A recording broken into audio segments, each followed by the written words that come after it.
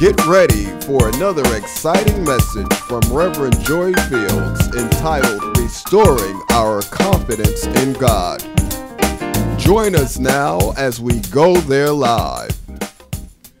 God cannot be first in our lives if we do not trust Him. And we find out how much confidence we have in God when we are exposed to other options. As we read in Genesis chapter 3, we find that Adam and Eve have been created and they are taking care of the garden. And in the midst of the garden, there's one creature who is a little more crafty than the rest. And the serpent comes and approaches Eve and begins a dialogue. They have a conversation. And in this conversation, the serpent begins by asking what God really said. What did God really say to you, Eve? What did he really say? And so she was fully convinced. She totally believed what God had for her life, and she was willing to trust him at all costs. Eve had absolutely no reason up until the time of the text that we read to doubt God.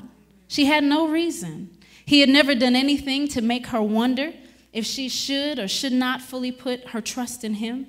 In other words, she was totally confident in God's integrity, in his ability, and in his good character.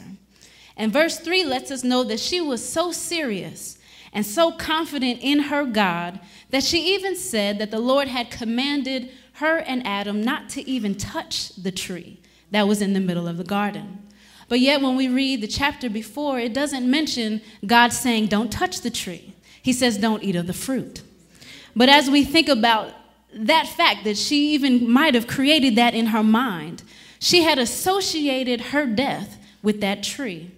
So even though God said, don't eat of the fruit or you will die, she said, I'm going to go one step beyond that. I'm not even going to touch it to make sure that I don't even have a chance of coming to my death, that I don't even have a chance of possibly dying.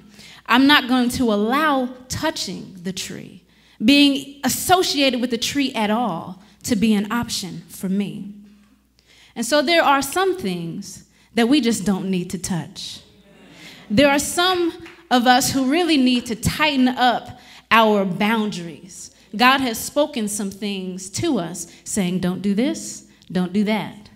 But yet we are slowly but surely allowing our guard to come down. Despite her conviction, the serpent was not deterred. The serpent didn't bat an eye. He just continued on with the conversation. He says to her, you will not die. He goes totally against what God said. God said, you will surely die. There's no doubt that you are going to die if you eat of the fruit of this tree. But the serpent introduces another option and says, no, you will not die. For God knows that when you eat of it, your eyes will be opened and you will be like God, knowing good and evil. Now in this passage, we're usually used to associating the serpent directly with the devil. As soon as we read the serpent, we put devil. But yet when we read through the chapter, we find at the beginning that it says that God created the serpent. It says that the serpent was another one of the wild animals in the garden.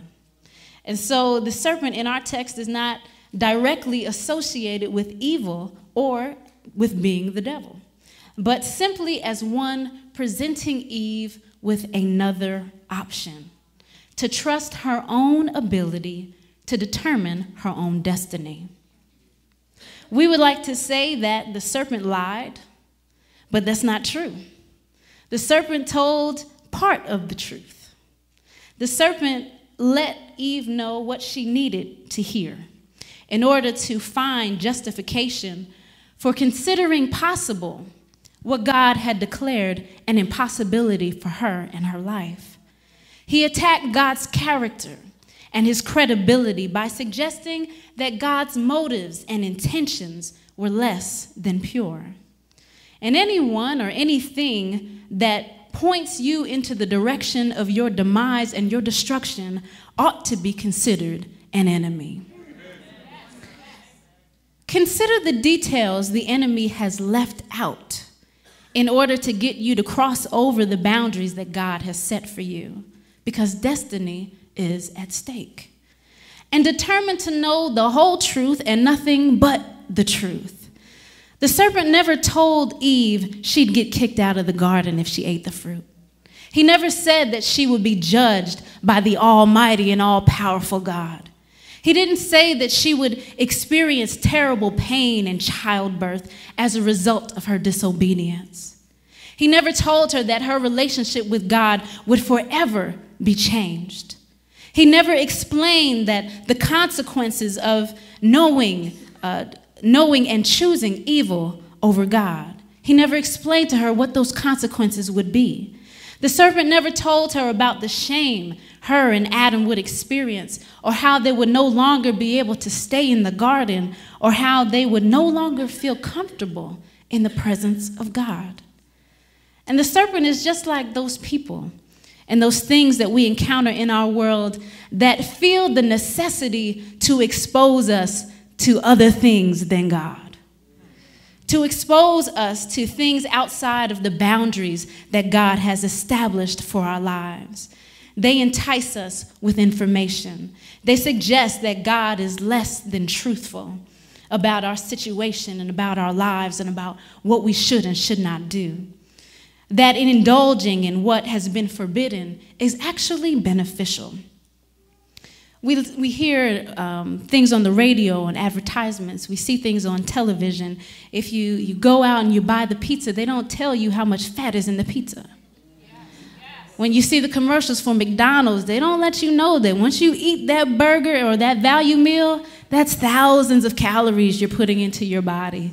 Things that are not even giving you energy, things that are not truly beneficial for you in the long run. But because it looks good for the temporary moment, then it becomes an option for us. And in the end, we find ourselves bound.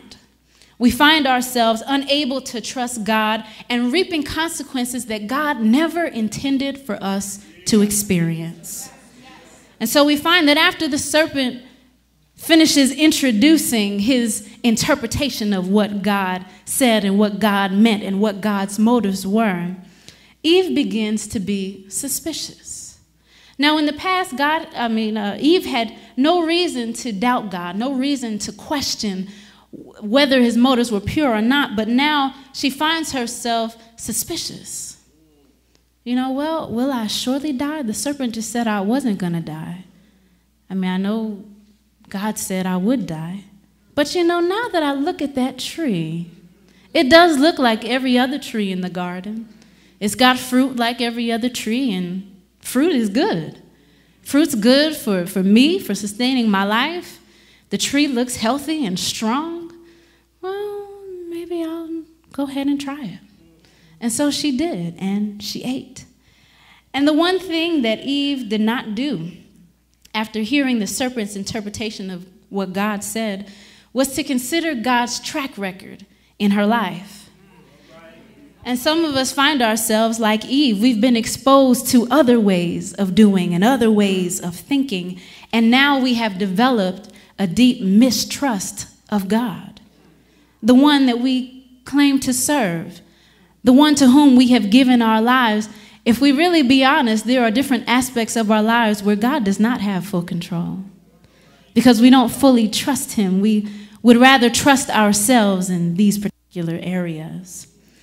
And so if we really want our confidence in God to be restored, because we know that if we open up ourselves to fully trusting God, then we can hear God the way that God intended for us to hear. We won't drag our feet and procrastinate the way that we have. We won't get all out of control and lose our self-control if we simply trust him. And so if we're going to come back to that place of truly having our confidence in God restored, then we have to think back on who God is and God's track record. And we find at least three things. We find that God is proven. We find that God is invested, and that God is committed. Thank you for listening to part 1 of Restoring Our Confidence in God by Reverend Joy Fields. Stay tuned as we bring you part 2 to this exciting message.